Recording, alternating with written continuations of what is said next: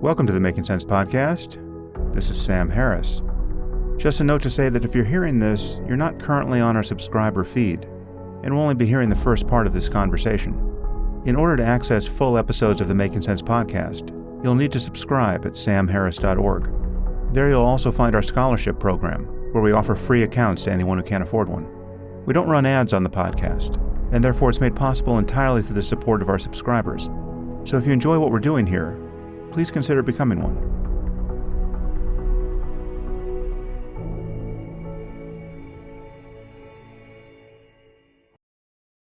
Well, it's been 6 months since October 7th, 2023, and the blizzard of moral confusion about the atrocities committed on that day and about Israel's response to them remains something to behold. In this episode, I speak with Douglas Murray and Josh Szeps about the current state of the war and public opinion. Several things have happened since I recorded this conversation with Douglas and Josh, however. Most notably, the IDF accidentally killed some of the staff working for Chef Jose Andres' aid organization, World Central Kitchen. This was obviously a tragic accident, and yet much of the world has responded as though it weren't an accident at all, and that it is somehow plausible that the IDF is intentionally murdering aid workers. The fact that so many people have responded in this way tells you everything you need to know about the status of Israel and the level of moral intelligence out there. Some people have asked me if the ongoing carnage in Gaza, and in particular this killing of aid workers, has changed my view of the war. The short answer is no, which might be surprising to some of you. It shouldn't be surprising to anyone who has listened to what I've said previously about the war. I've released several solo podcasts since October 7th, in particular the sin of moral equivalence, the bright line between good and evil, what is Islamophobia, and 5 myths about Israel and the war in Gaza. If you've listened to any of those, you probably understand what I think, but I'll make a few very condensed points here which might help explain why I think Israel absolutely has to win this war, and that any call for a ceasefire, especially one that doesn't first demand the return of the hostages, is not only absurd, but obscene. Now, generally, I'm very hawkish on the topic of jihadism, and I have been ever since September 11th, 2001. While my views here are widely mischaracterized and often misunderstood, I make no apologies for them. Right? Anyone who thinks that we can compromise with jihadists either doesn't understand jihadism or is some species of lunatic. But please believe me when I say that I wish I never had to touch this topic ever again. It is vile, and confusion about it, especially on the part of secular liberals, is also vile. Nothing reduces my faith in humanity more than routinely confronting educated people who have no capacity to discern the moral hierarchy here. The difference is so stark and so simple. For instance, there are people who use their own children as human shields, or worse, as bombs. Or there are people who kill their own daughters for the crime of getting raped because they have stained the family's honor. There are people who care more about violence done to a truly terrible book than about the destruction of whole societies. And at this point in human history, the overwhelming majority of people who are this confused about how to live good lives are Islamic extremists, and the worst of these are jihadists. Now, Hamas is a jihadist organization. In my view, that's all we need to know about it. The question of how it got that way is fundamentally uninteresting, as is the question of why so many Palestinians have come to support it. It would be like asking in 1941 how the SS became so radicalized, and why do so many millions of Germans support it? That's an interesting question now, right now that Nazism has been defeated, but in 1941, there was nothing to do but kill Nazis. I feel exactly the same way about jihadists. In fact, jihadists are worse than Nazis in my view. They don't have the same power the Nazis had in the 30s and 40s, which is a very good thing, and we should keep it that way. But their ideology is actually worse. Jihadism is essentially Nazism plus an expectation of paradise. It's Nazism plus religious fanaticism. Nazism plus an eagerness to be martyred and to see their children martyred. There are many differences between Nazism and Jihadism, of course, but they only make the Nazis look comparatively benign. Nazism was a quasi-religious phenomenon. These people were not rationalists. It was basically racist mysticism anchored to a cult of personality. But the Nazis didn't use their own women and children as human shields. That would have been worse. How could you have made Auschwitz worse? Well, you could have given the guards a belief system that made them feel actual religious ecstasy as they herded innocent people into gas chambers. That would have been worse. And it would have been worse had these beliefs been central to the worldview of a majority of ordinary Germans, and therefore difficult to separate from their other religious beliefs that gave their lives meaning. That would have been worse than what Nazism actually was. And that would have made it harder to purge from German society after we had killed a sufficient number of committed Nazis. Now, as I've made clear many times before, my support for Israel in this conflict is not born of my identity as a Jew. It's not born of my attachment to the religion of Judaism, of which I have none. And while the eruption of global anti-Semitism in response to October 7th has changed my sense of the vulnerability of Jews everywhere, my support for Israel in this war isn't due to a special focus on the problem of anti-Semitism or a special connection to Israel as a country. It's born of a special connection to civilization, to the norms of open societies, to individual rights and freedom of thought, and to secularism and rationality and basic decency. That is, to everything that jihadists seek to destroy.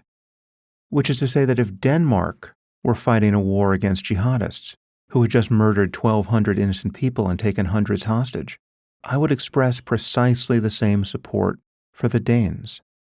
And if you doubt this, just take a look at what I wrote and said during the Danish cartoon controversy, which obviously had nothing to do with Israel or Judaism. Or go back and see what I said or wrote about any other eruption of Islamist insanity in the last 20 years. Conversely, if the Israelis were as captured by religious fanaticism and intolerance as the Palestinians are, if they had literally elected a death cult of aspiring martyrs to run their government, if their main cultural product for decades had been suicide bombing, I wouldn't care who won this war. Again, for me, the conflict is between civilization and its enemies.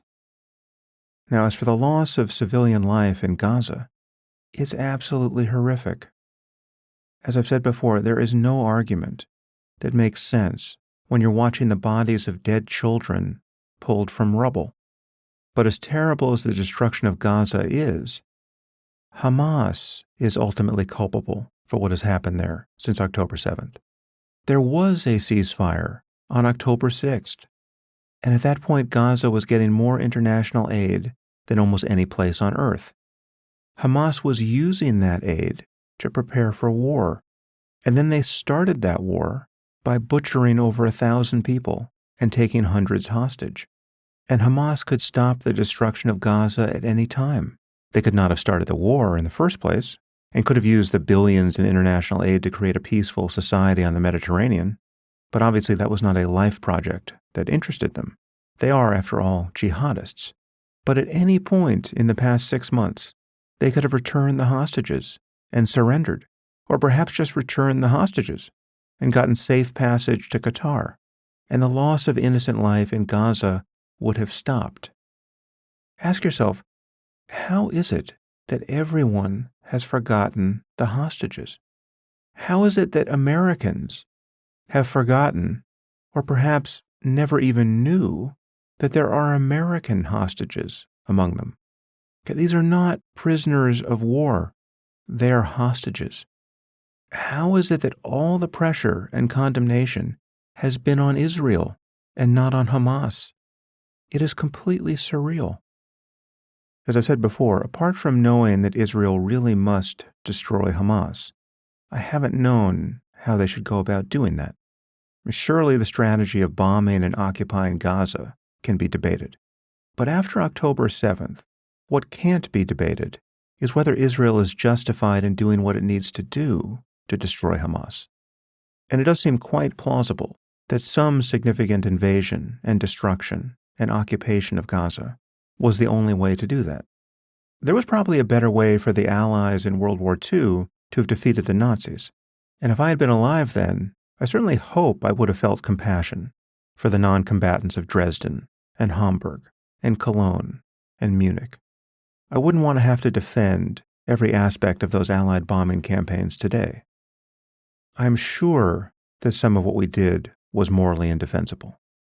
That way of waging war was worlds apart from what the IDF has done in Gaza. There's no comparison. But the reality was that Germany started that war, and that mattered. Germany produced the SS and the Einsatzgruppen and produced the ultimate example of genocide, to which all other genocides are compared. And Hitler was extraordinarily popular among the Germans all the while. There was no clear line of demarcation between Nazis and ordinary Germans, because so many millions of Germans fully supported the aims of the Third Reich. Well, the Palestinians have given us Hamas, an avowedly genocidal death cult. And Hamas remains quite popular in Gaza and the West Bank. This matters. There will be no peace in the Middle East until jihadism is destroyed. And in my view, it has to be destroyed just as emphatically as Nazism was at the end of World War II.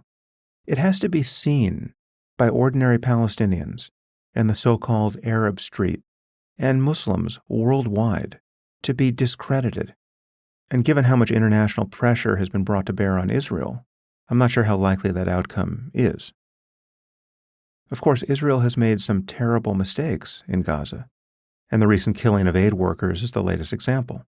But this is the kind of thing that happens in every war. There are always friendly fire incidents where the good guys wind up killing their own soldiers, to say nothing of innocent non-combatants. Every conflict the U.S. has been in has produced horrors of this kind. We bombed weddings and funerals in Iraq and Afghanistan. Remember Pat Tillman? We killed our own celebrity football player. Killing anyone but the bad guys amounts to an act of spectacular self-harm, especially for Israel, which is held up to greater scrutiny and to higher standards than any other nation, and under conditions that are objectively more challenging than any other nation has ever faced. Now, hopefully, Israel is busy learning whatever lessons it can learn to make fewer tragic mistakes. But none of its mistakes, however terrible, suggest that Israel is on the wrong side of this conflict, or that they should stop fighting before destroying Hamas. They are fighting an urban war against a terrorist regime that is doing everything within its power to maximize the loss of civilian life on its own side. Okay, the lengths to which Hamas has gone to ensure civilian casualties is unprecedented, again, on its own side. Linger over this detail for a second. This gets my vote for the most perverse behavior in human history. No one else does this. Using your own people as human shields, relying on the fact that your enemy will care more about the lives of your own children than you do? How is it that so many people in the media and on podcasts, to say nothing of the activists and the college students and the TikTok zombies, can't see the asymmetry here? It is everything, and everything we care about only exists on one side of this divide. It really is safe to say that no army has ever faced the challenge that Israel is confronting in Gaza. Hundreds of miles of tunnels under hospitals and schools and mosques and homes, built to shelter jihadists, not innocent men, women, and children. The innocent men, women, and children are meant to stay in place as human shields to protect the tunnels. This is totally diabolical and totally new. And there's good reason to believe that the IDF has done a better job in waging this war ethically than we have done in any of our past engagements that didn't present nearly the same challenges. At some point, I'll have a military expert on the podcast who can discuss these claims in detail. And as I say in today's conversation, I don't think the war will end here. I don't see how Israel can stop before they destroy Hezbollah in Lebanon. In fact, I don't see how this war stops until they or we topple the current regime in Iran. Israel just assassinated some Iranian commanders in Damascus, and now the world is waiting for Iran's response. Even if Iran doesn't respond, or responds in a way that's calibrated not to escalate things, after October 7th, I don't see how Israel can live with the current regime just whittling away on a nuclear weapon. It is the very definition of an existential threat. In any case, none of what I just said entails support for Netanyahu or any hard-right government in Israel, much less for the building of settlements in the West Bank. It's absolutely clear that Israel needs to sideline its own religious fanatics, and I've been saying as much for 20 years. But to equate the fanatics of Israel with Hamas is to once again fail to understand the problem of jihadism. We have to have some sense of proportion. Anyway, I cover some of this ground with Douglas and Josh in today's conversation. Again, this was recorded about 10 days ago, before the killing of the aid workers, which seems to have marked some kind of tipping point for world opinion. I caught Douglas and Josh toward the end of their tour of Australia, where they were doing a series of public talks. Douglas Murray is an associate editor of The Spectator. He has written several books, including The Strange Death of Europe, The Madness of Crowds, and The War on the West. And he has been tirelessly covering the aftermath of October 7th and the war in Gaza. Josh Szeps is an independent journalist who left legacy media to focus on his own platform, which is Uncomfortable Conversations with Josh Szeps, a podcast, a live events operation, and a YouTube channel. Today we discuss the war in Gaza, the common confusions about it, the prospect of a widening war with Hezbollah and Iran, whether the Iron Dome was a mistake, a point which Douglas raises, which is interesting to contemplate, the sentiments of Israeli Arabs, there are certainly glimmers of hope there, the problem of Islamism in Europe, the risk of a resurgent right wing in Europe, the crisis at the southern border in the U.S., and other topics. And now I bring you Douglas Murray and Josh Szeps.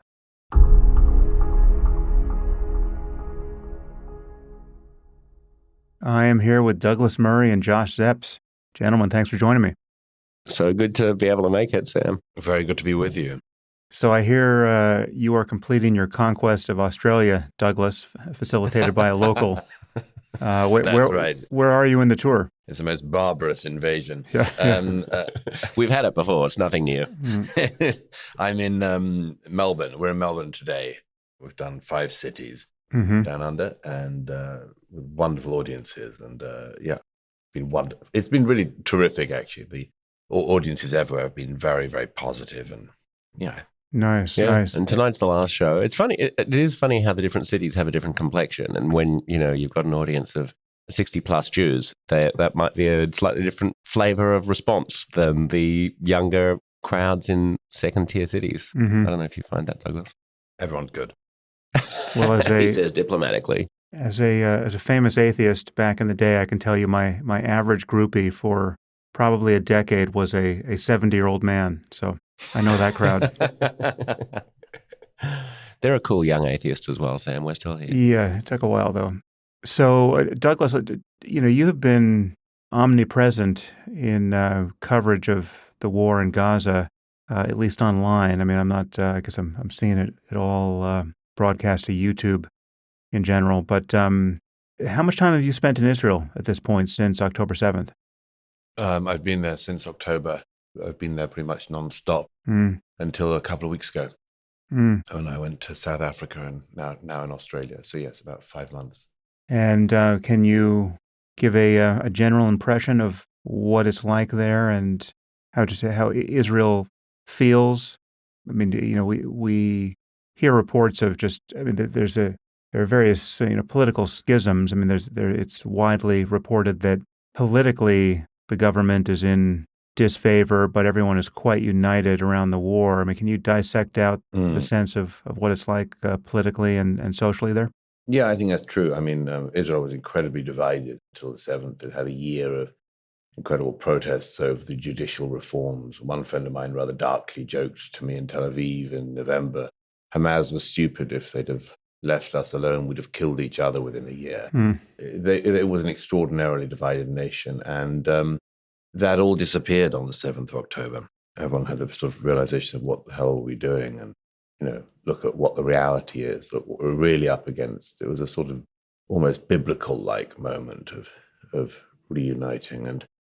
And since then, really, politics has come back in recent weeks and months. It's true, but it's come back very slowly. The unity since the 7th has meant that discussions of who's up, who's down, who should lead, who shouldn't, were a second-order priority. Not least because the war cabinet is a unity cabinet and includes at least two people who would be contenders for the prime ministership aside from Netanyahu. And there is now a discussion about that sort of thing, but it's all second order priority. Most Israelis know that whoever is in charge would do something very similar to what Netanyahu is doing. And there's no time to have elections. The first priority for pretty much everybody in Israel is simply winning the war. Does everyone agree that it's no time to have elections? Pretty much, yeah. I mean, Netanyahu approval ratings are very low. I mean, talking about like 25% and things like that. He wouldn't win an election if it took place tomorrow. But an election in Israel takes, several months. And, you can't do without a government for that kind of time during a war. I mean, when you say that regardless of who was in power, the war would be being prosecuted the same way that it is, and regardless of who was in power, the situation would be basically the same. I do think that overlooks the fact that who has been in power since 2008 gives a different valence to the way that the world responds to the current conflict. Because if October 7th had happened in a context in which Israel had made repeated overtures for peace rather than aggressively building settlements in the West Bank and emboldening Hamas in Gaza to split the Palestinians and, detonate any possibility of a long-term two-state solution, then maybe radical anti-Zionists would have less support. I think they'd have the same support anyway. I think maybe they'd buy themselves a few seconds with something like that. My view is that settlements aren't remotely the problem. I mean, of course, there are no settlements in Gaza, and Hamas just did what they did anyway. And as for sort of international sympathy for Israel, I mean, we saw how long international sympathy lasts. I think it lasted under 24 hours. And there still have been no protests anywhere around the world by the anti-Israel protesters. Not one protest by them asking for the release of Israeli hostages. My view is that all those people have decided on their side a long time ago. And after October 7th, you had India lining up in support. You had Saudi Arabia giving condolences. You had, a certain unity. And now you've got Chuck Schumer saying that, even he's I think it's always like that. Every war in Israel I've covered. It's something I've been mentioning around here, but there's a point actually Neil Ferguson made very, very well the other week at Bloomberg. But the two wars I've covered in the last 2 years, Ukraine and Israel Hamas, it's only Israel that's ever called to draw or to win only a little bit. When I was with the Ukrainian army as they were advancing and retaking territory from the Russians a couple of winters ago, nobody said, you don't advance too far, guys, you're losing international support, worried about the civilian body count or anything like that, or don't be too rough on the Russians. Everyone just wanted them to win, go get them. And with Israel, it's just totally different. It's always like this. They want the IDF to do a little bit in return, but don't do too much. Two-state solution, don't upset people. It's a totally different morality as applied, in my view, to Israel. It's say not just a not just a sort of two-tier morality, but a third-tier morality where of course democracies are expected to behave better than despotisms, but then Israel is meant to behave better than the democracies. It's meant to have a lower body count in its wars than the Americans do in theirs, And I just think it's a triple standard which everyone who observes the wars involving Israel is now used to. Well, what do you make of the reasons for that beyond it being a symptom of, albeit an unacknowledged one, of anti-Semitism? Well, it's also to do with the world's obsession with this particular Middle East conflict. Everybody thinks they know how to answer this problem. It's probably one of the world's most intractable problems, but everyone seems to think they have an answer to it. Nobody can tell me what the answer is to the problems of Yemen. Nobody can tell me what the answer is to the problems of the Kurdish people and their desire for statehood. Nobody can tell me the solution to the Janjaweed militia problem. Everyone thinks they know about the Israel-Palestinian question, and it's sort of taught as sort of geopolitics 101. And also, if you want to demonstrate you care about the world, this is what you're meant to know about. I think a lot of latent things come out in it, and it's different for different people. My view is that a lot of Westerners, particularly Europeans, they love wars involving Israel because it gives them a chance to attack the Jews. It gives them a chance also to say, you see, maybe what we did in the 20th century wasn't so bad, that even the Jews are doing it now. That's why they use things like the Warsaw Ghetto, concentration camp, genocide, all those terms about the Israelis. It's a very deep thing that bubbles up there. You see, we're all capable of it. Maybe we're not so naughty. Well, some people will say, certainly in the U.S. and the U.K., that the crucial difference is that we're implicated in what Israel does because we sell them weapons. This is a point that Noam Chomsky always makes. Yes, a brilliant first-hand observer of geopolitics. Sure. But I mean, this, to my eye, is just clearly bullshit because we sell Saudi Arabia weapons, and in fact, they're the largest buyer of our weapons, I believe. And as you know, they've killed something like 400,000 people in Yemen fairly recently, and one could well ask, where are all the protests?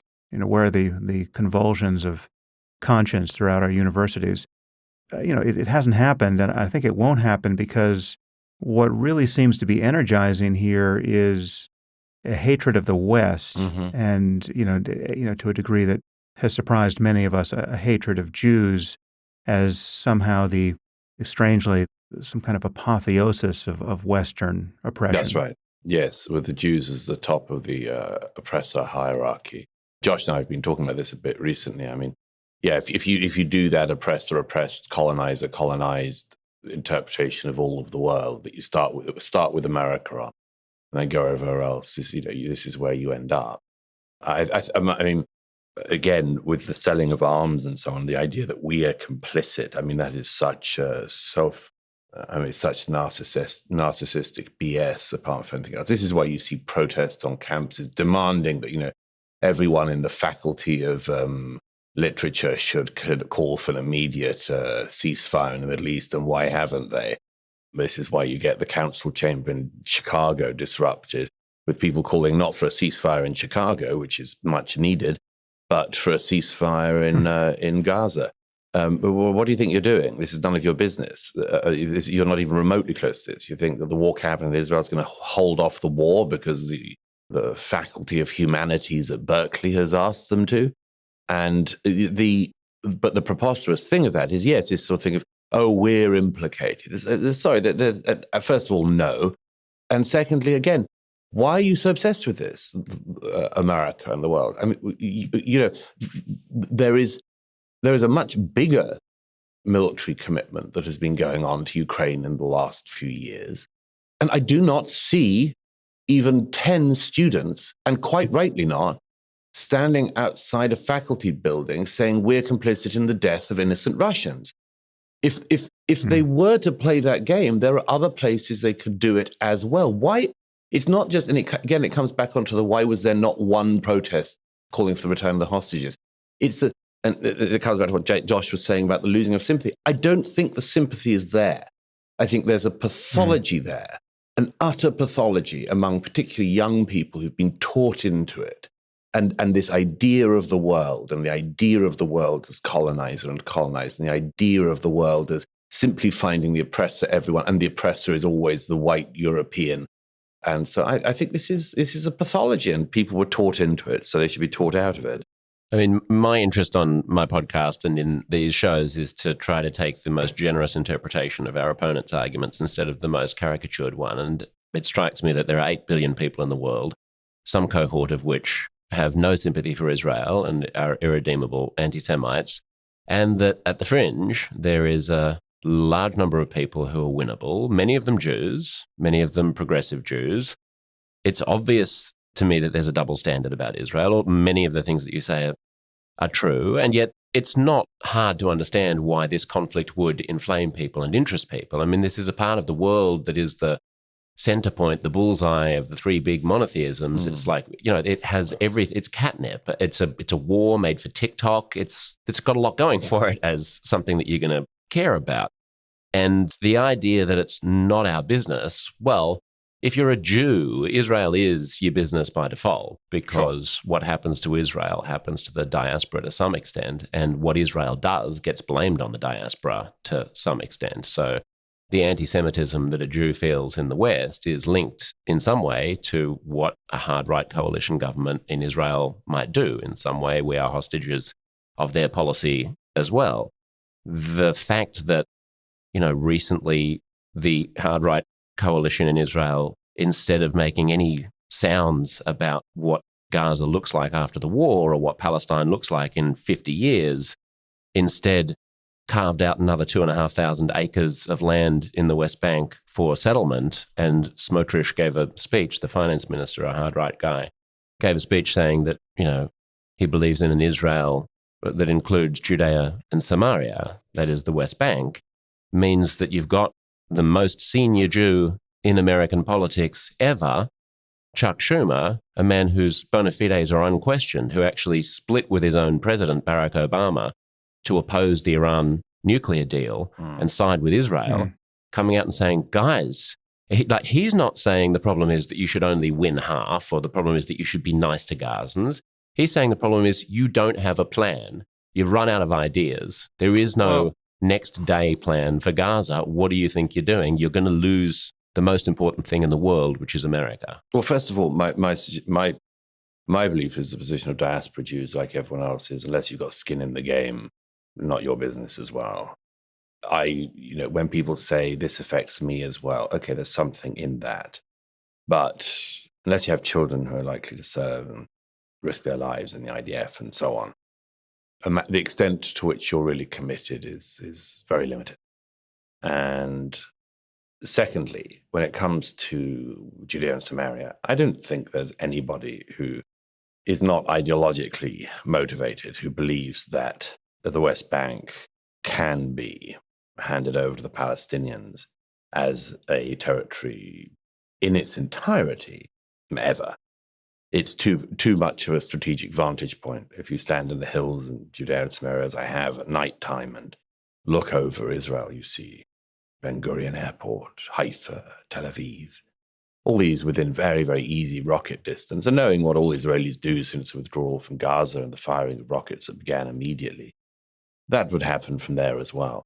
So my view has been for a long time, but it's certainly solidified in recent months, that the idea that the West Bank could be in Palestinian hands unless the Palestinians suddenly proved themselves to be remarkably peaceable people is for the fairies. Well, there are models that you would demilitarize it, and that portion of the hilltop would be a no man's land or whatever. But this comes back to the thing, why trust them? How can you trust them? Since 2005, the world made Israel trust the Palestinians. Condoleezza Rice and George W. Bush made them have elections in Gaza. This idea of the outside world gave Israel a Hamas terror state right next door, having ripped thousands of Jewish families from their homes in Gaza, totally stripped Gaza of all Jews, gave the land over to the Palestinians, and they have got rockets ever since, and then they got October the 7th. Who would trust the Palestinians in the West Bank? Nobody could trust them, but and this gets to the Chuck Schumer point, it's quite easy for somebody outside, Jewish or non-Jewish, to say, look, this is a matter of trust. What are you, it's important we need to move towards peace. And so I go, yeah. Is it your house? Is it your house that's going to get hit by the first rocket? Is it your children who will be called up in 15 years' time for yet another round of this bloody war? Have you got skin in the game? If not, you cannot trust somebody else on somebody else's behalf. That's my thing. If somebody said to me, Douglas, your security in your home, I know better about it. I know how you'll be most secure. I go, yeah? Is it going to be you in the bomb shelter? What are you going to do when my kids are called up?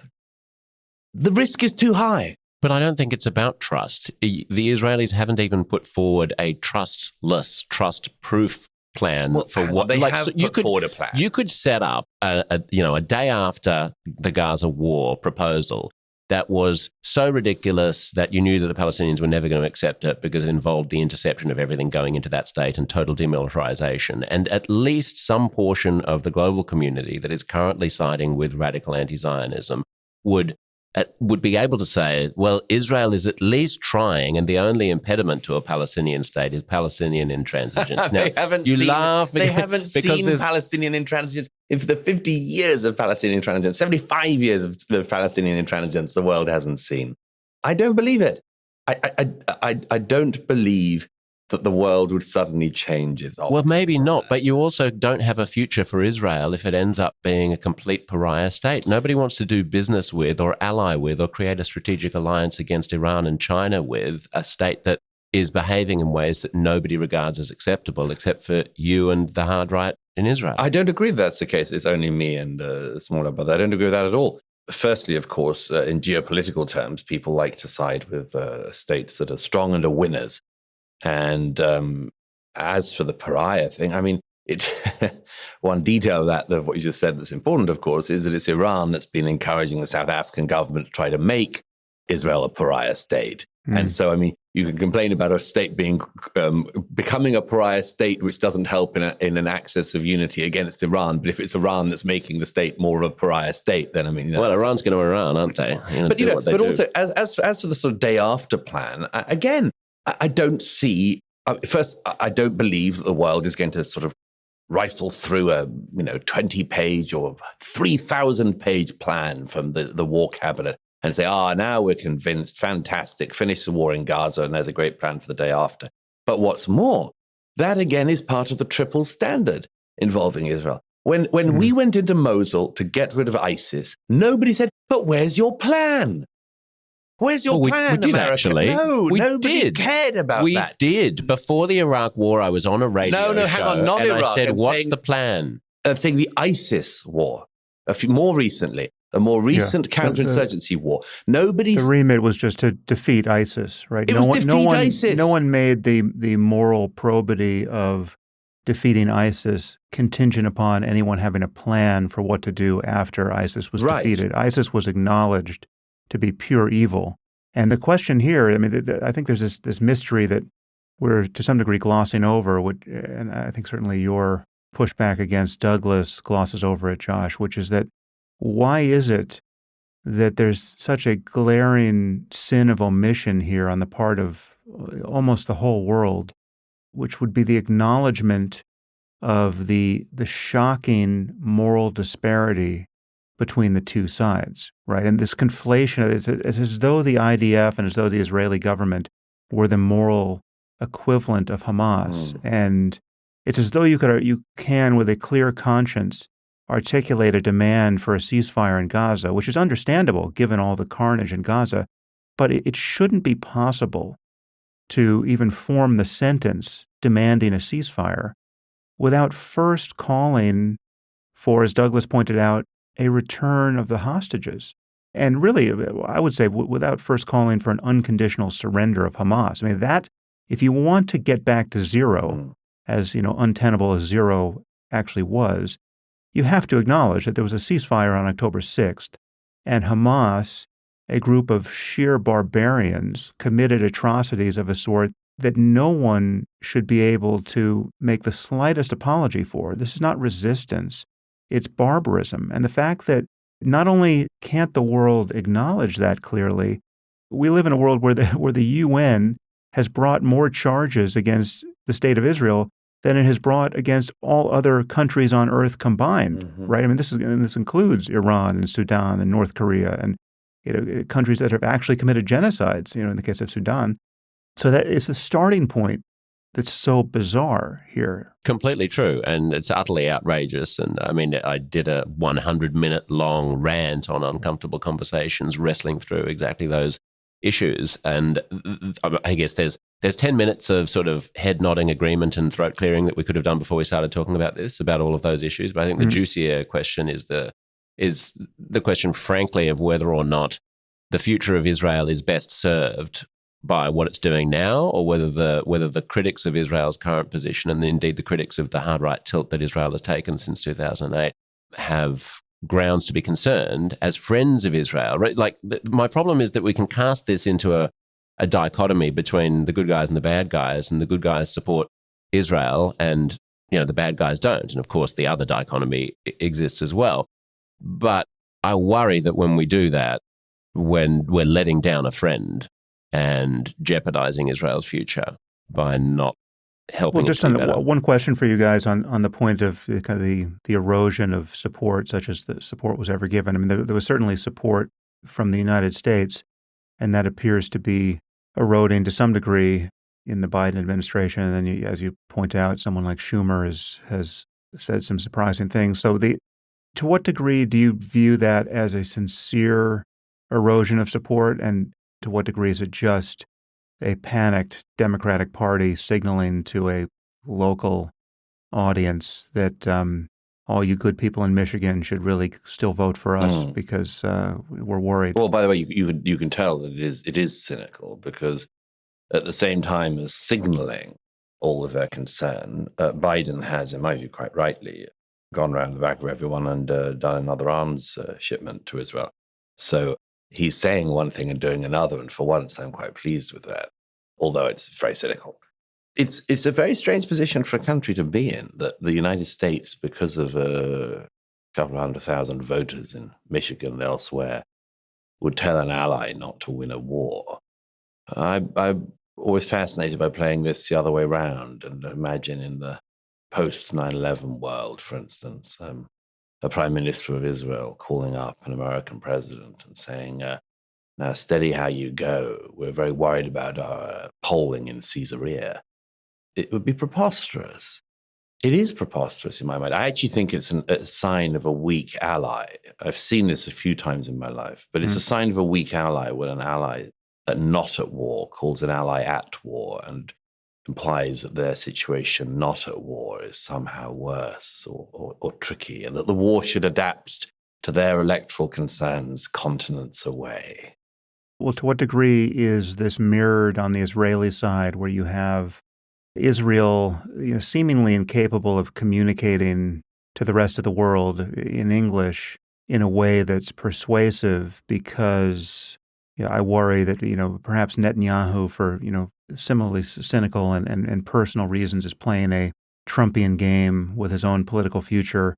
But perhaps any Israeli prime minister would have to play to domestic politics to keep some coalition together, right? So to what degree is Israel's failure to be as transparent and as soul-searching and as willing to make obvious concessions to the concerns of the world publicly, do you think that's a symptom of its own domestic political pressures? Or is it, I think I share your view that no matter how articulate Israel could be, in self-criticism of any missteps in the war thus far, and and in its own commitment to humanitarian purposes in Gaza, etc., I still think that the rest of the world wouldn't much care. It would buy them maybe 15 minutes of leeway, and then people would be just as condemning of them attempting to win a war in the first place.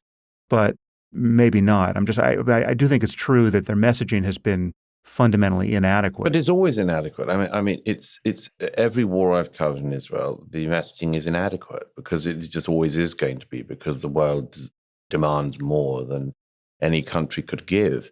I mean, I remember in the 2006 war, people complained about IDF reporter restrictions. And I remember seeing it firsthand, that one of the reporter restrictions was that you weren't allowed to say exactly where a rocket landed. And a French journalist said where a rocket had landed at a hospital in Svat in the north, and promptly Hezbollah rocketed that hospital.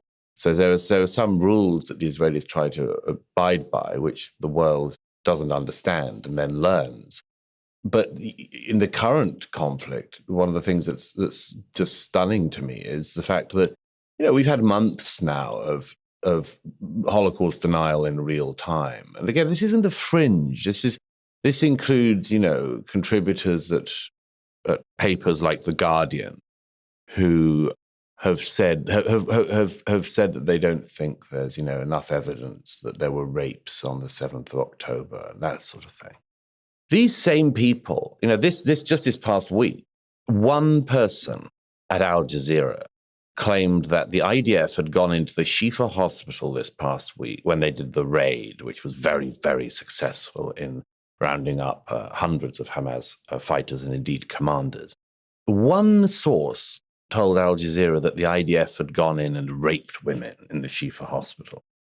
Now, I, as a journalist, know immediately that doesn't even pass the BS test, not even remotely. Why would Israeli soldiers run into a hospital and, instead of arresting Hamas people, take a pause to rape women? I mean, they don't behave like that, I can say with confidence, having been with them.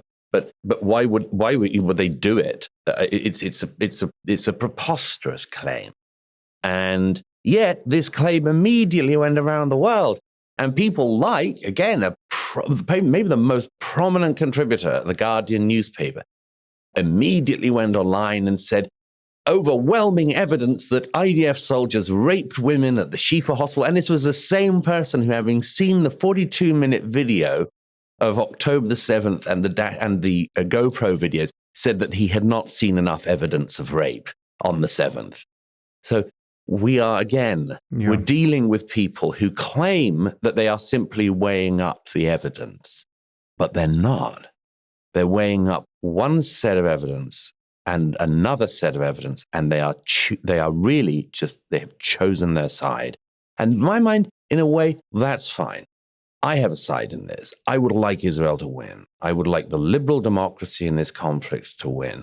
But a lot of other people have decided they would like Israel to be eradicated. They would like it to be wiped out. They don't mind when the people chant from the river to the sea on the same demonstration they're on. When people at the demonstrations in London, for instance, they just found out the other week about these Houthis in Yemen. They'd never heard of them before, but they were so hot for them immediately, these demonstrators, that as the Houthi militia were firing missiles at British and American vessels, these people on the streets of London were shouting, "Yemen, Yemen, make us proud, turn another ship around." As the Yemenis have sentenced another dozen gay guys to death, including one by crucifixion for being gay, these people they're not even slightly bothered by any of this. They don't mind that there are protests with people calling for attacks on British and American naval vessels. None of this bothers them. They simply have decided whatever it takes to eradicate. And these people don't have a day after plan. These people don't have a day after plan. What's their day after plan after you've made the state of Israel Judenrein, after you've cleared all Jews from the river to the sea? What do you do? Is there an orderly process of putting people on trains and sending them back to Iraq and Iran and Yemen and Morocco? Is there any orderly post-day after plan any of these people have? I'm open. I'd love to hear it. And my suspicion is, of course, that all of these moral nincompoops have no plan at all. They're just hot for one thing, which is to destroy the Jewish state and to create what would be yet another failed Arab state. We know what the day after plan would be for Israel's actual enemies. I mean, the moral asymmetry here is so glaring because Israel's actual enemies, Hamas, Hezbollah, the regime that controls Iran at the moment, if not the Iranian people themselves, their aspirations are explicitly genocidal, right? That's the day after. It's Israel. October the 7th on a much bigger scale. Yes. And that's, and as you know, I view this situation through the larger lens of jihadism and Islamism versus the West, or open societies generally. And I think, we can leave aside the question, which we've all touched to one or another degree, about to what degree Islam itself is invariably a part of this problem. But that, in my view, that really is for the world's 2 billion Muslims to figure out, right? I mean, they have to figure out whether they're going to effectively repudiate the doctrines around martyrdom and jihad and blasphemy and apostasy and the rights of women, etc., that make Islam such a wellspring of intolerance. But it's just to say, the problem is much bigger than Israel and Hamas, and it's much bigger than global anti-Semitism, yes. Though I think I share everyone's shock at what a massively resurgent problem that turned out to be. But I mean, this is why I think parsing the history here, which everyone is eager to do, and many of the listeners to this podcast are eager to have me do it, I think parsing the history is a fool's game, because everyone, each side, and perhaps there are more than two here, have their completely discordant and incommensurable views of the history, and it simply doesn't matter. Going forward, I think we have to focus on what the various groups want to accomplish now, and what would they do? What would each group do if they had the power to do it? And there again, I think we come back to a crystal clear asymmetry, which is one side would actually commit a genocide. And to focus narrowly on Hamas for the moment, that's absolutely clear. They have said they want to perpetrate October 7th again and again and again and again. And I think the idea that there's a bright line of demarcation between Hamas and the Palestinians is a delusion at this point. It's not to say that all Palestinians share this genocidal intent. But most of them do. All the polls show that. Yeah, I mean, there's certainly enough do so as to make any notion of a two-state solution, with real states, right, more or less unthinkable at this point. So I'm wondering what you think the solution is, even in principle now. I mean, like I just, I don't see how. I'll just give you my view of it, and feel free to debunk it. But because I don't consider it especially informed. It's really just based on my doing the moral math around this dichotomy between the two sides. But I don't see how the war stops with Hamas. First of all, I don't see how Israel can do anything other than truly eradicate Hamas. I mean, if they reduce Gaza to rubble and there still is an effective core of Hamas that rises up and takes control over the rubble, that is a loss, right? And it's a loss that will be triumphantly spun by jihadists everywhere. So Hamas has to be destroyed, but I don't see how they can live with the status quo in the north. So I don't see how they avoid the imperative of destroying Hezbollah. And frankly, I don't see how we avoid the imperative of destroying the regime in Iran either, right? So I don't see where this stops. And I certainly don't see how we reboot to a status quo where anyone with a straight face is talking about a two-state solution. Well, this is my view, and it's too few people outside of Israel actually understand this reality. One of the least covered stories of this entire war, the tens of thousands of Israeli families who are not allowed to be in their homes. They are effectively refugees. If you'd like to continue listening to this conversation, you'll need to subscribe at samharris.org. Once you do, you'll get access to all full-length episodes of the Making Sense podcast. The podcast is available to everyone through our scholarship program. So if you can't afford a subscription, please request a free account on the website.